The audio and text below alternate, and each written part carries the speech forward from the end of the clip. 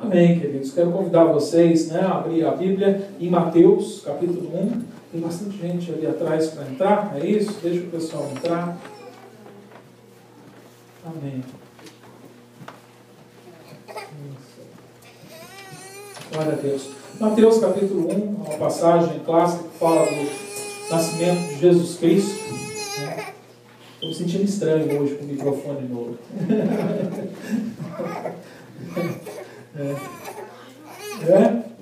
Resultado da feijoada, é verdade, né? É isso, os irmãos. É bom. Eu gosto de poder ficar livre, eu gosto às vezes de andar, né? E me mexer um pouco, mas no princípio a gente fica meio. Hoje é o primeiro dia, estou meio perdido aqui com o microfone. Amém. Mas Mateus, capítulo 1, do versículo 18 até o versículo 25, ele conta a história do nascimento de Jesus Cristo. Eu, na verdade, hoje vou só até o versículo 21, que é o ponto da minha mensagem, né? O título da mensagem é Porque Ele Salvará o Seu Povo de Seus Pecados. Isso está no versículo 21, e nós vamos aprender algumas coisas a respeito dessa passagem, que tem um conteúdo bastante rico aqui, né, que vai falar a respeito do Natal, a respeito do nascimento de Jesus Cristo, onde ele vai falar de uma circunstância extraordinária, onde ele vai mostrar aqui para a gente pessoas extraordinárias, né, qualidades de crentes que são extraordinários, ou seja, é uma passagem para mim extraordinária na Bíblia. Às vezes nós lemos e passamos assim, né, de uma maneira muito rápida quando fazemos a leitura da Bíblia, porque a gente conhece bem a história, porque vivemos numa cultura, né, cristã judia, e onde há a comemoração do Natal, onde a gente sempre ouviu a história de Jesus e o presépio, né, e esse tipo de conhecimento que nós temos. Então, às vezes, quando fazemos a leitura, não temos o cuidado de perceber as riquezas, né, que estão naquela passagem ali. Então, é o que eu gostaria de compartilhar com você. Eu acredito que muitos de vocês já ouviram mensagem em cima dessa passagem, e eu espero poder contribuir um pouco mais nessa manhã, porque eu acredito que a palavra de Deus ela é poderosa, é uma palavra viva que traz transformação, e o meu desejo é que nessa manhã o Espírito Santo tenha a liberdade de ministrar os nossos corações para trazer a transformação necessária para as nossas vidas, para que nós possamos crescer à imagem e à semelhança do Senhor Jesus a cada dia. Amém? Amém. Então, Mateus capítulo 1, versículo 18 diz assim: Ora, o nascimento de Jesus Cristo foi assim, que estando Maria, sua mãe, desposada com José, antes de se ajuntarem, achou-se ter concebido do Espírito Santo. Então José, seu marido, como era justo e não queria infamar, intentou deixá-la secretamente. E projetando ele isto, eis que em sonho lhe apareceu um anjo do Senhor, dizendo: José, filho de Davi, não temas receber a Maria, tua mulher, porque o que nela está é gerado do Espírito Santo. E dará à luz um filho, e chamarás o seu nome Jesus, porque ele salvará o seu povo de seus pecados. Maravilhosa essa passagem, onde conta com, não muito detalhe, né, mas com aquilo que é suficiente para que a gente possa reconhecer que um dia Jesus, né, o nosso Salvador, nasceu. De fato, né, nós não escolhemos essa data, dia 25 de dezembro, né, isso foi algo que foi escolhido, né, pela igreja passada, uma data para comemorar, que muitas vezes nada tem a ver, na verdade, essa data com o Natal. Né? Existem até muitas igrejas que nem gostam de comemorar o Natal, porque, na verdade, a raiz dessa data não é uma raiz bíblica, né? Foi uma junção de crenças, de pessoas que não criam em Deus, não criam em Jesus, né? Com a igreja entrando no meio dessa cultura e tentando transformar, né, essa situação de pessoas que não criam em Deus numa situação que pudesse trazer algum ensino bíblico, algum ensino a respeito do cristianismo. Ou seja, isso foi uma coisa artificial, algo que foi montado e artificial. Mas eu não vejo motivo por que nós não comemorarmos o Natal. Eu não sou contrário ao Natal, mas eu preciso conhecer a verdade. E a verdade é que não foi dia 25 de dezembro que Jesus nasceu. Pelo segundo, as dicas que nós temos nas passagens que nós lemos a respeito do nascimento de Jesus Cristo, Jesus nasceu provavelmente logo após a festa dos tabernáculos, momento onde era feito o censo e o povo saía de várias regiões e vinham para Jerusalém, onde era o centro, e eles ficavam ali durante uma semana na comemoração da festa dos tabernáculos, e normalmente logo em seguida se fazia, quando o país entrava num tempo de recenseamento, onde se fazia o centro, a contagem do povo, era feito próximo dessa época, porque na verdade as pessoas já haviam sido deslocadas para vir participar dessa grande festa. Então a gente acredita que Jesus nasceu em torno de setembro, meados de setembro a outubro, é o que muita gente, muitos estudiosos acreditam. Na verdade nós não temos na Bíblia, a gente não pode afirmar nenhuma dessas datas, porque a Bíblia não diz para a gente quando Jesus nasceu. Nem podemos afirmar que era o desejo de Jesus que nós comemorássemos o nascimento dele, porque eu acredito que se esse fosse o desejo dele, ele tinha fixado e dado uma data para a gente. Mas como cristãos, nós temos o direito de comemorar o nascimento do nosso Senhor Jesus. E é por isso que eu não sou contrário ao Natal. E é por isso que eu celebro o Natal. Porque eu estou celebrando o dia em que meu Senhor nasceu. Eu não sei em que dia ele nasceu. Eu não sei exatamente em que ano nasceu. Eu sei que foi em torno de 2014 anos atrás. Mas eu sei que um dia ele veio a esta terra como um homem, como uma criança, para me salvar dos meus pecados. E eu acho que essa é a mensagem importante que nós devemos passar. Eu acredito que nós podemos usar o Natal para passar essa mensagem para os povos. Por isso eu acredito que é importante também que a gente celebre o dia do nascimento do nosso Senhor, mesmo quando a gente não saiba quando isso acontecer. Mas nessa passagem aqui nós temos algumas coisas extraordinárias. E logo nessa passagem aqui, quando anuncia o nascimento de Jesus Cristo, a primeira coisa que a gente aprende é que existem pessoas extraordinárias que vão participar desse evento que vai mudar a história da humanidade. E essas pessoas, a primeira delas é Maria e a segunda é José. Então eu vejo aqui que para que houvesse um evento extraordinário, era necessário também que houvessem pessoas extraordinárias que participassem desse evento. Lógico que Maria e José é um homem, uma mulher e um homem comum, como qualquer um de nós. Mas era necessário que, para que eles tivessem sido escolhidos por Deus, para que recebessem essa bênção, para toda uma humanidade, é importante que essas pessoas tivessem algumas qualidades, que essas pessoas tivessem a capacidade de poder levar adiante essa mensagem. E a primeira dessas qualidades que eu vejo em ambas as vidas de Maria e de Jesus é que eram pessoas que oravam, eram pessoas que buscavam a Deus. Não eram pessoas que não estavam buscando a Deus. Não eram pessoas que estavam distantes, alienadas da existência de Deus. Não, eram pessoas que acreditavam em Deus, eram pessoas que tinham comunhão com Deus, eram pessoas que diariamente na sua vida, no seu dia a dia, buscavam a Deus. Eram pessoas que oravam. Porque quem ora, quem busca a Deus, encontra, a palavra de Deus diz. A palavra de Deus diz que quem procurar de todo o seu coração vai encontrar. Eu acredito que eles não esperavam ser os pais de Jesus, mas eles tinham esperança de que um dia eles veriam o Salvador, de que eles fossem usados de alguma maneira para que a palavra de Deus e o Salvador chegasse. E Deus aprova escolher esse casal, um casal extraordinário. Por que eu digo que eles eram um casal extraordinário? Porque também era um casal que conhecia a palavra de Deus. Eu não sei se você sabe, mas na cultura judaica, a mulher é proibida de estudar a Bíblia. A mulher ela não podia estudar a Bíblia, ela participava do culto da sinagoga numa sessão separada e somente por um período do culto, onde normalmente era um momento de louvor, de cântico, de dança. Esse era o único momento em que de fato a mulher podia participar. Quando a palavra era estudada, quando a palavra a mulher tinha que se retirar. ela não podia estar no meio dos homens. A mulher, ela não podia ler a Bíblia, ela não podia ter os escritos nas suas mãos e fazer uma leitura da Bíblia. Ela não podia fazer esse tipo de coisa naquela época.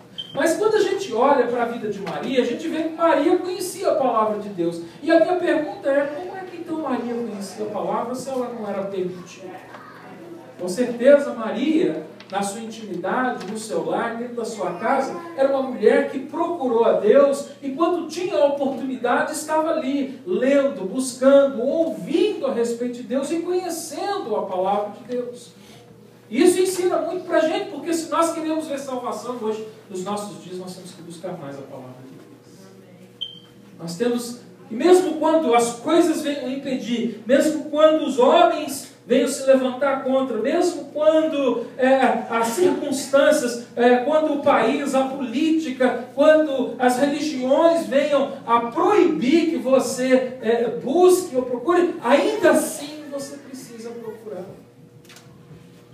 A gente tem notícia de tantos irmãos ao redor deste mundo, em países onde o Evangelho não é permitido ser pregado, ou se tem uma cópia do Evangelho, irmãos que escondem Bíblias, que correm risco de vida, alguns que são mortos pelo fato de possuir nas suas mãos algumas passagens bíblicas, às vezes até um livro inteiro, outros que correm risco durante travessias para contrabandear a Bíblia em lugares. A gente conhece a história do irmão André, que fundou um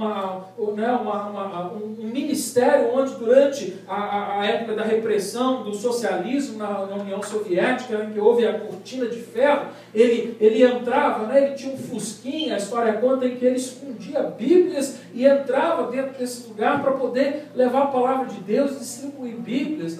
Hoje eu até ouço algumas igrejas falar, não, que estava fazendo uma coisa legal, indo contra a lei, e aí eu vejo alguns ministérios que distribuem a palavra, e eles escrevem assim, mas fazemos tudo dentro da lei. Mas eu quero dizer para você que quando aprove a fazer a vontade de Deus, não existe lei. Ele disse isso para Pedro.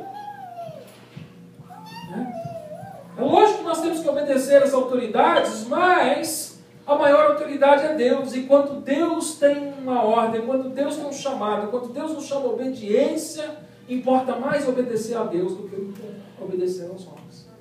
Ser submisso não é somente obedecer às autoridades, é se submeter ao que a autoridade diz. E foi o que aconteceu com Pedro. Pedro disse, quando Pedro foi confrontado pelas autoridades, ele disse, não proclama essa palavra. Ele falou, não, a palavra tem que proclamar. Se proclamar, vai preso. Eu sou submisso à autoridade, pode me prender.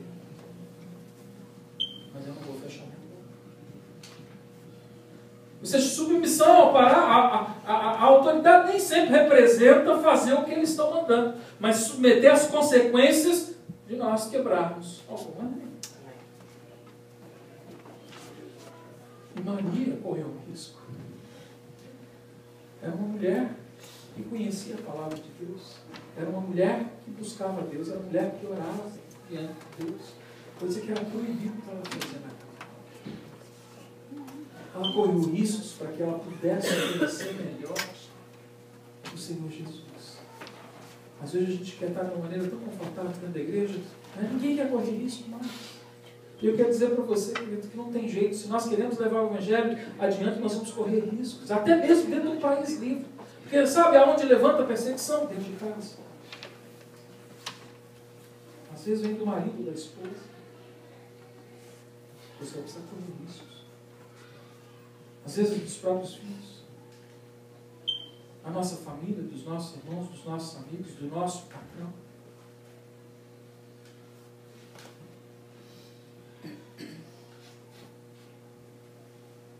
Para que aconteça um evento extraordinário, é necessário que pessoas tenham atitudes extraordinárias.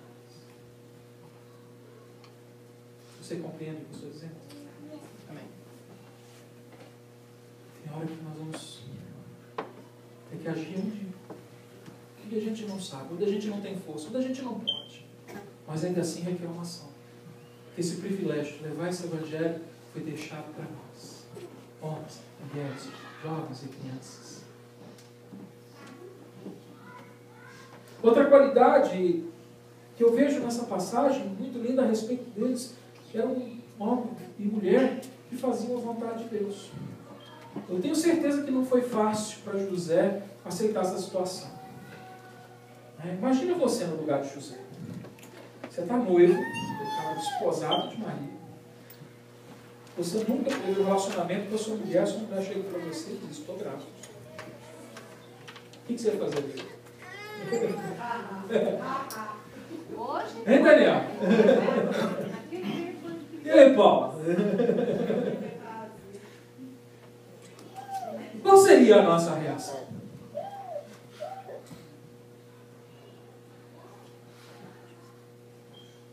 A nossa reação não foi diferente da de José. Na verdade, ele era um homem como qualquer outro homem que está aqui nesse lugar. E ele, quando ele viu, ele falou: a ver com essa história, não sabe uma coisa? Não dá para casar com ela. Esse negócio está mal contado. Mas a Bíblia diz que ele era um homem justo. Eu acho que eu já expliquei aqui para a igreja, um homem justo, né? Não é aquele que faz o que quer, e nem que se torna também um religioso que faz o que não precisa.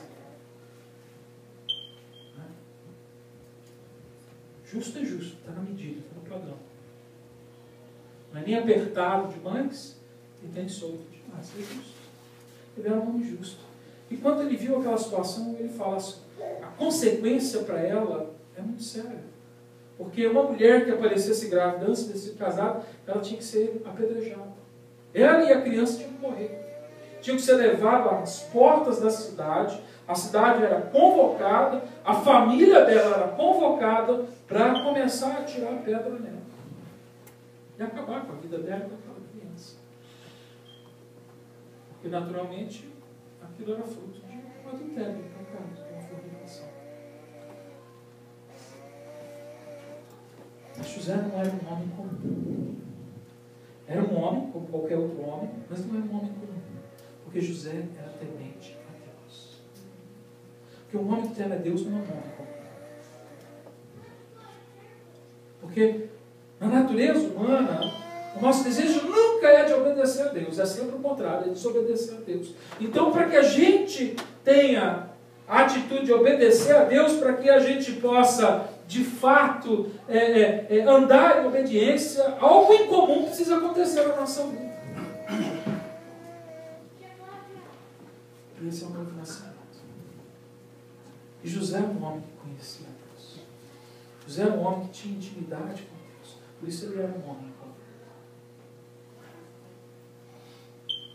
Quando ele começa a maquinar na sua mente o que ele ia fazer para resolver essa situação da melhor maneira possível, por ser um homem de bem, mas por ser um homem não queria nem estar perto dessa situação. Pelo fato de ser um homem comum, ele tem até uma experiência maravilhosa. Um homem dentro para dormir e no sono dele vem um anjo. Um anjo vem e conversa com ele e anuncia o que estava acontecendo. E diz para ele que, de fato, aquilo que Maria havia dito para ele era verdade e dá direção a ele. E se esse homem não fosse um homem incomum, ele não teria obedecido. E a gente vê essa característica no livro de José. Para que houvesse o Natal, para que houvesse o nascimento do Salvador, foi necessário que ele obedecesse. A minha pergunta hoje aqui é: será que a gente pode encontrar homens incomuns nesse lugar aqui? Será que a gente pode encontrar homens incomuns neste lugar hoje aqui? Talvez a esposa está olhando para o seu marido e você fala: ih, não é lá em casa.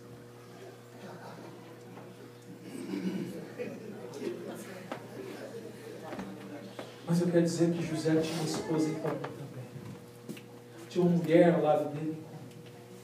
E se você quer ver um homem andando na vontade de Deus, você precisa ser uma mulher que edifica o seu lar. Uma mulher sábia. Uma mulher que ora. Uma mulher que cuida do seu marido. Uma mulher que põe ele no lugar dele.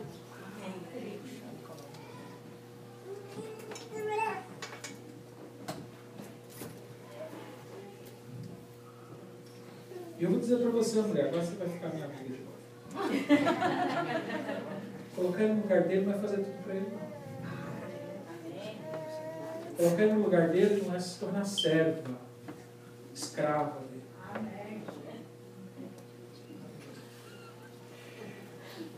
Mas é não tomar o lugar dele.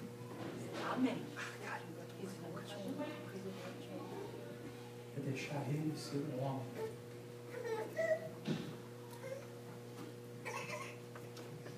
Em vez de esmagar e colocá-lo para baixo, suportá-lo e colocá-lo para cima. Mesmo quando ele não é.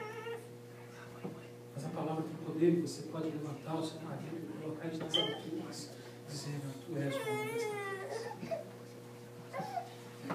Eu acredito em você. Vou dizer para você, o dia que você começar a acreditar, você vai ver o milagre acontecer. Eu tenho um homem que precisa de milagre.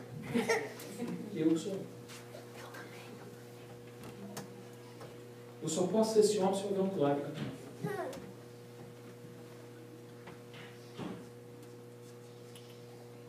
Será que nós queremos ver de fato acontecer um grande evento neste lugar? Será que nós queremos ver essa cidade transformada? Nós queremos ver a nossa comunidade transformada, as famílias deste lugar transformadas? A gente precisa começar a nos colocar no nosso lugar e agir como pessoas incomuns, como crentes verdadeiros. Mas nessa passagem aqui ainda existe um outro fato que acontece agora, que vai além dos homens, que fala do nascimento virginal. E o nascimento virginal tem uma importância muito grande na vida de um crente, na afirmação da nossa fé, na afirmação daquilo que a gente crê. Vou te dar 3 motivos, na verdade 4 motivos aqui. A primeira é que o nascimento virginal ele é essencial para comprovar a verdade da palavra de Deus, porque a Bíblia anunciou desde o princípio que nasceria um homem, filho de uma virgem. Então o nascimento virginal comprova a veracidade da palavra de Deus. E às vezes, como crentes, eu tenho visto muitas vezes querendo debater e dizer: isso aí não está bem explicado, eu acho que não foi bem assim. Tem crente que não crê no nascimento virginal. E se a gente diz que não é verdadeiro, então nós estamos dizendo que a palavra também não é verdade. Porque a palavra anunciou. A segunda coisa a respeito do nascimento virginal é que ele é essencial para que a gente afirme a divindade de Jesus. Porque se ele não nasceu de uma virgem, ele é um homem como qualquer outro homem, nascido de 2 homens pecadores. Não há nenhuma divindade nele. Para que a gente afirme a divindade de Jesus, era essencial que ele não fosse gerado de homem, mas do próprio Deus. E a palavra diz que ele foi gerado pelo Espírito Santo de Deus. E é por isso que Jesus também é Deus.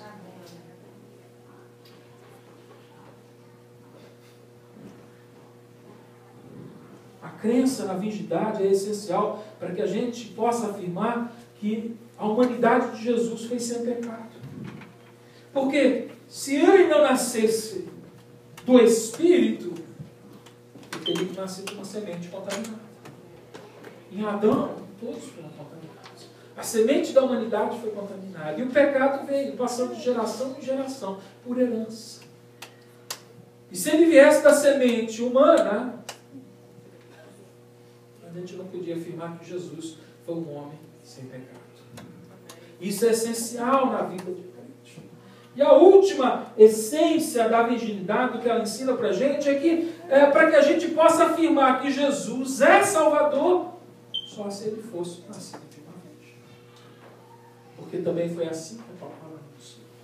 Porque um homem que tem pecado não tem poder em si mesmo de salvar. Nem a si e nem a ninguém. Para que houvesse poder na vida dele para salvar alguém, era necessário que ele não estivesse contaminado. Era necessário que ele viesse pelo nascimento de uma virgem.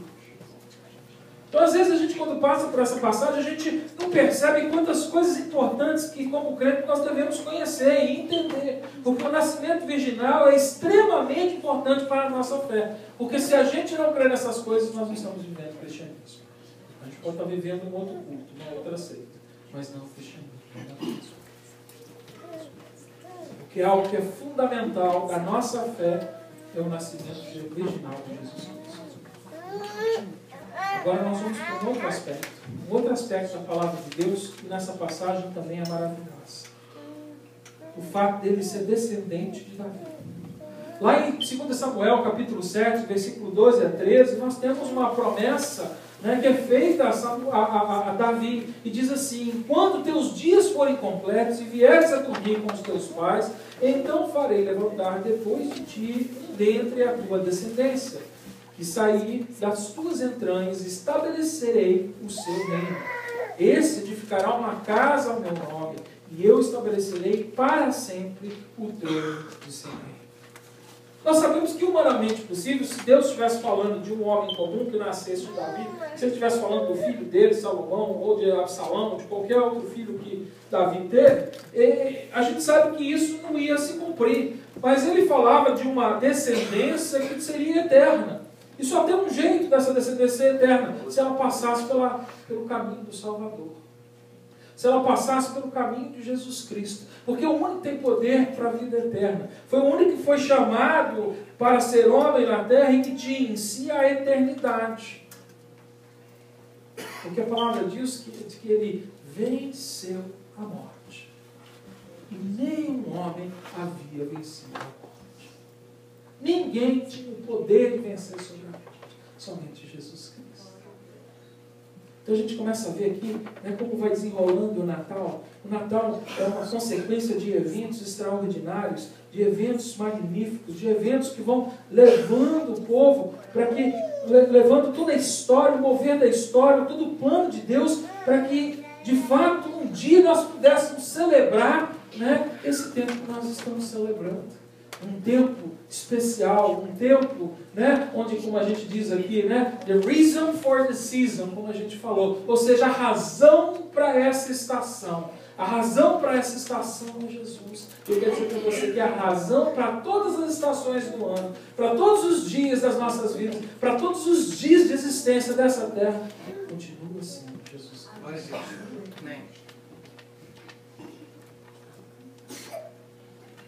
Agora nós vamos chegando na parte final dessa passagem, onde agora vai falar do nome de Jesus Cristo. Eu vou precisar de ajuda do PowerPoint aí agora.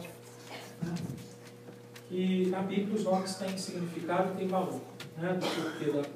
E aqui agora o anjo anuncia para José que o nome do filho dele seria Jesus. Né? Em hebraico, Yeshua. A palavra Yeshua, que na verdade é o diminutivo, né? É uma variação do diminutivo da palavra Yoshua, né? Josué, Joshua. Vai precisar ver isso aqui, não tem condição das pessoas verem.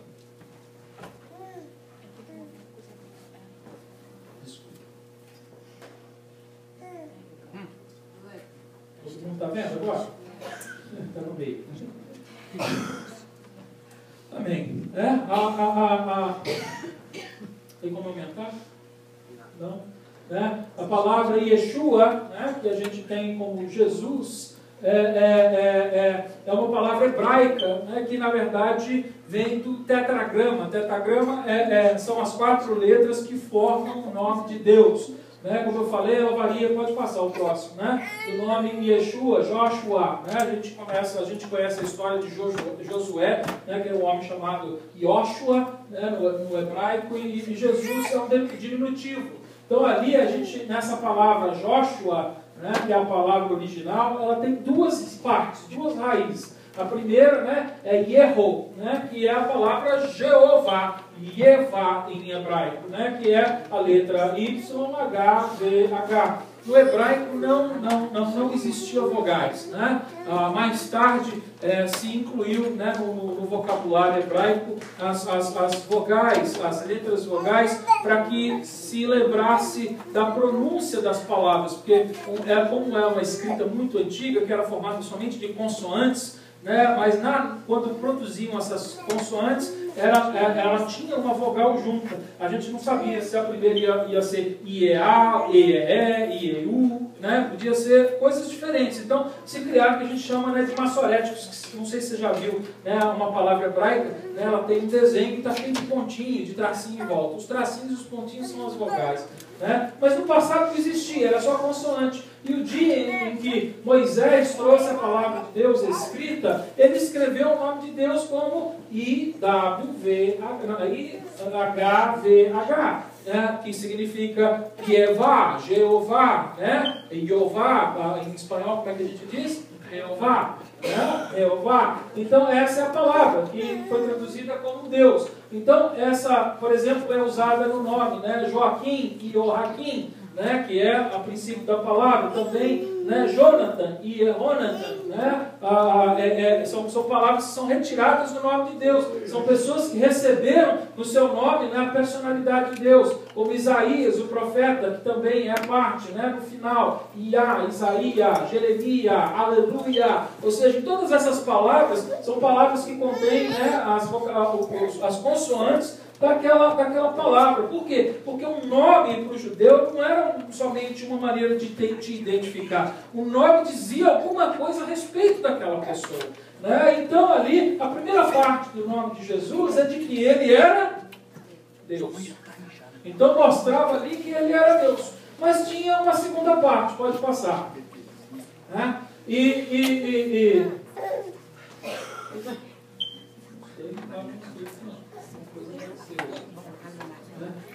Yes, aí. Aquela linha ali apareceu no meio. Mas Yeshá, né? Que é a segunda parte, né? Que significa salvar, resgatar. Então o nome, né? Joshua ou Yeshua significa o Deus que resgata, o Deus que salva. E quando você chega agora no versículo 21, né? Vai comigo na sua Bíblia, no versículo 21, o que ele está dizendo aqui? Né? O anjo anuncia, e ela dará a luz a um filho. A quem chamarás o quê? Jesus. E aí agora ele dá o significado do nome aqui. Porque ele salvará o seu povo de seus pecados. Então você vê, né, nessa passagem aqui, isso acontecendo. Deixa eu subir isso aqui também, porque agora vai ficar muito baixo. Está muito para a direita?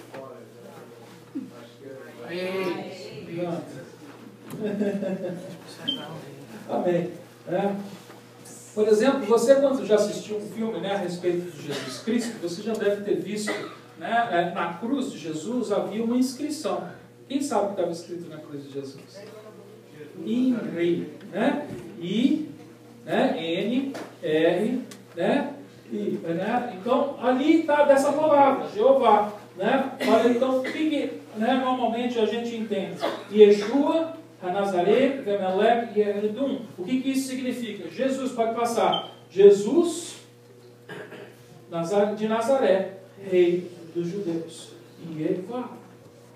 Né? Isso foi para a placa, pode passar aí, né? Pode passar, né? Ficou baixo, não vai dar para vocês verem ali. Jesus, né? Isso é a palavra lá, quando ele recebeu a sentença, né, do povo que dominava a época, que eram os romanos, eles falavam latim, e em latim essa expressão, né, é INRI, Jesus Nazarenos Rex Judai.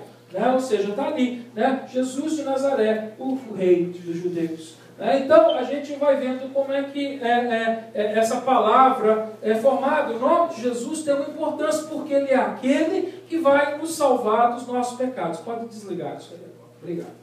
Né? Então agora, nessa parte final aqui, ele é um homem que tira o pecado. E o que isso significa para a gente? O que isso tem a ver com a nossa vida? Em primeiro lugar, ele vai nos salvar do nosso pecado, porque o pecado traz culpa. Você pode abrir comigo em Romanos, capítulo 5, versículo 8 e 9. Romanos 5, de 8 a 9. Diz assim: mas Deus dá prova do seu amor para conosco, em que, quando éramos ainda pecadores, Cristo morreu por nós. Logo, muito mais, sendo agora justificados pelo seu sangue, seremos por ele salvos da ira. Ou seja, havia culpa sobre a nossa vida. Então agora, Deus ele envia um presente para os homens, ele envia algo à terra que vai tirar a culpa do homem, vai tirar a nossa culpa. E esse presente é Jesus Cristo. Por isso que ele veio para nos salvar dos nossos pecados. Mas não é só a culpa que era o problema. Nosso problema com o pecado não era só a culpa. A segunda coisa é que o pecado tem poder. Como é que a gente não percebe isso? Isso é muito sério. Grava isso. O pecado tem poder. A palavra diz que um abismo chama outro abismo. O pecado vai levando a outro pecado.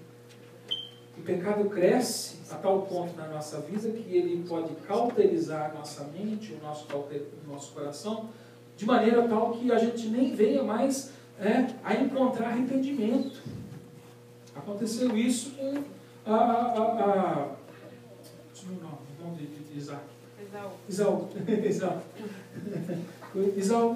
Esaú vendeu a primogenitura dele por um prato de lentilha, e a palavra ali diz naquela passagem ali que ele procurou arrependimento no seu coração, mas não encontrou, porque ele já estava cauterizado pelo pecado. O pecado tem poder, e era necessário que o Salvador tivesse mais poder do que o pecado, para que nos tirasse das garras do pecado e vencesse sobre o pecado, sobre o poder do pecado. Se você for um pouquinho mais adiante, em Romanos capítulo 8, versículo 1 e 2, diz isso para a gente.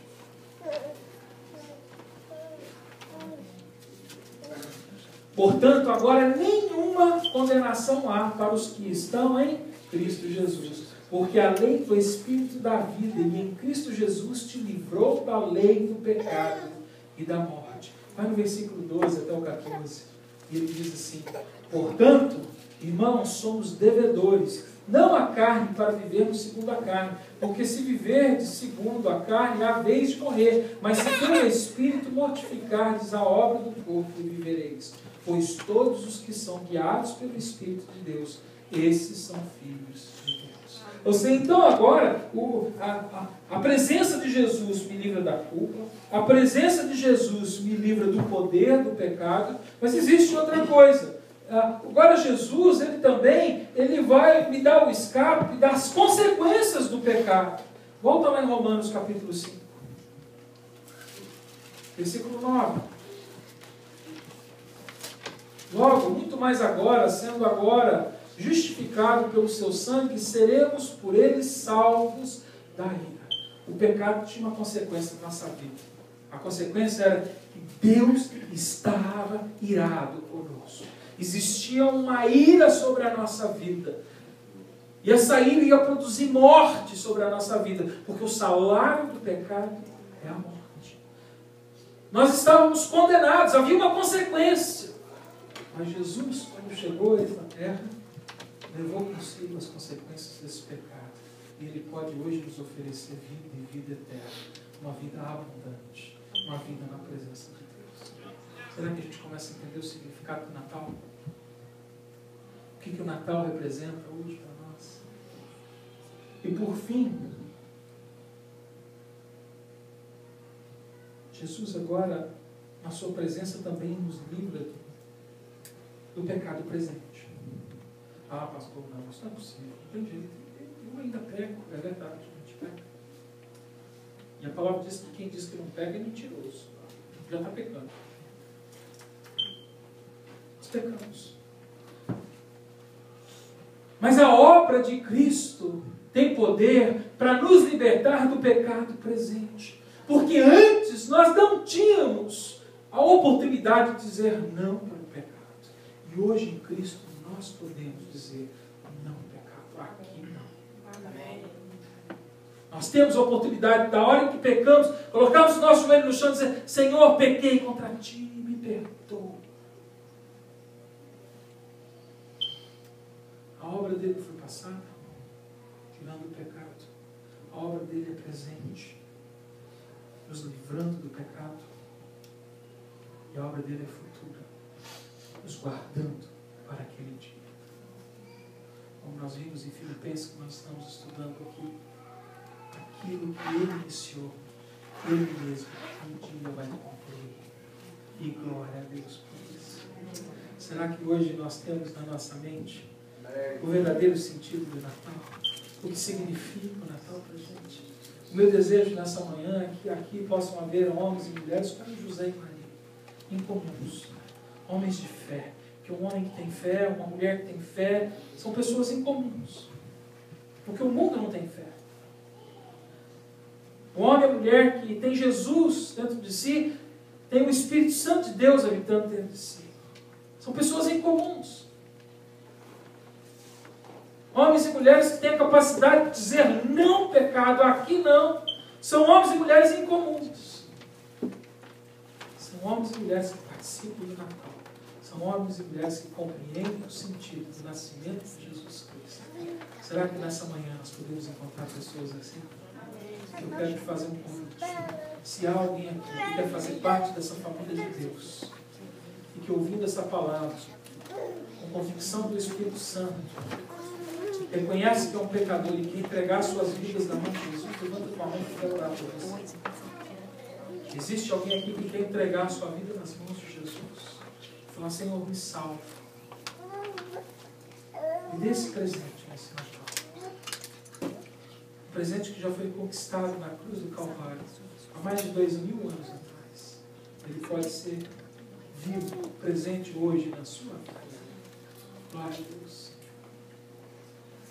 Pai, em nome de Jesus, Senhor, eu oro para aqueles que agora entregam as suas vidas nas tuas mãos, confiando, Senhor, que em Ti há poder para nos salvar dos nossos pecados.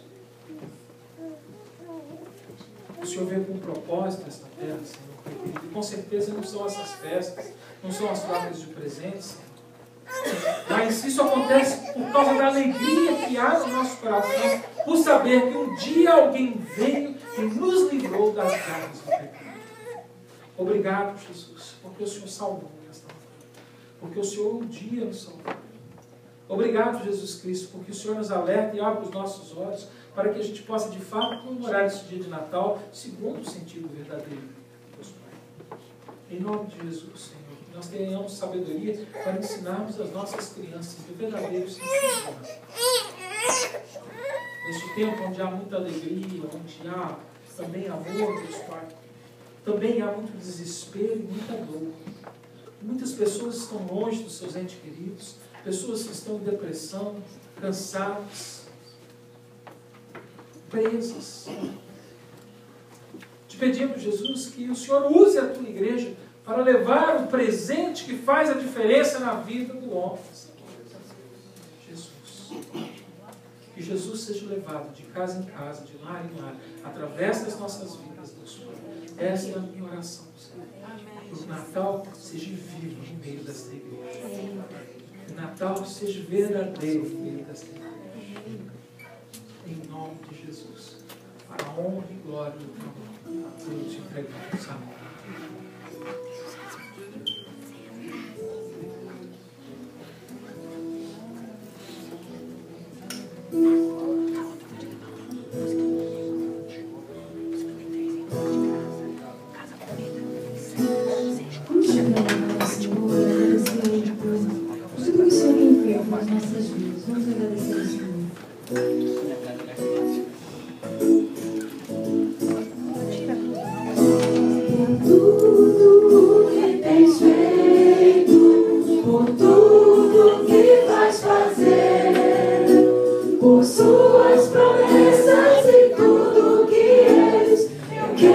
Te agradecer por todo o meu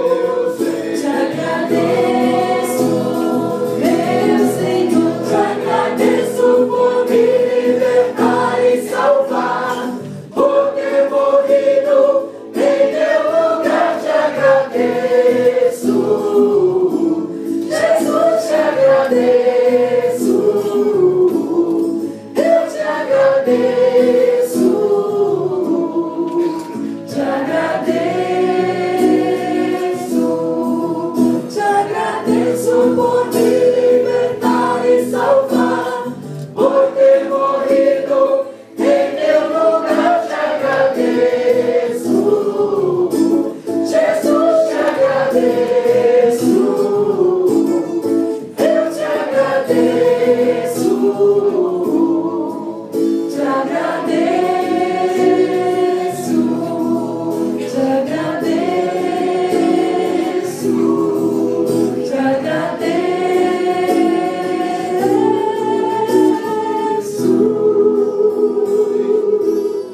Existe mais um convite que eu quero fazer.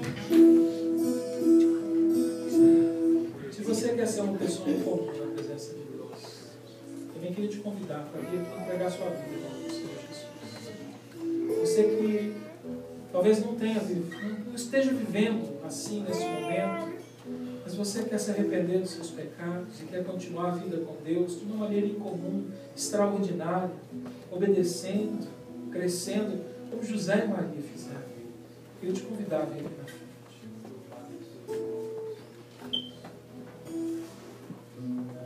Se tem alguém que tem se sentido fraco, precisa da oração da igreja, eu quero te convidar a vir aqui, que a igreja vai orar por você.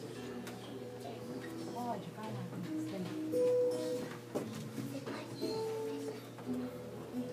Deixa eu colocar. Jesus é vida, Jesus é um presente para todos. E até nós que caminhamos com Jesus, nós temos momentos de fraqueza na nossa vida. Nós precisamos nos render a Ele. Nós temos que andar em arrependimento, de forma humilde. Porque a palavra diz que aquele que se humilhar diante do Senhor Jesus será exaltado. Se você tem sentido fraco, vem aqui adiante. Vamos, a igreja precisa orar por você.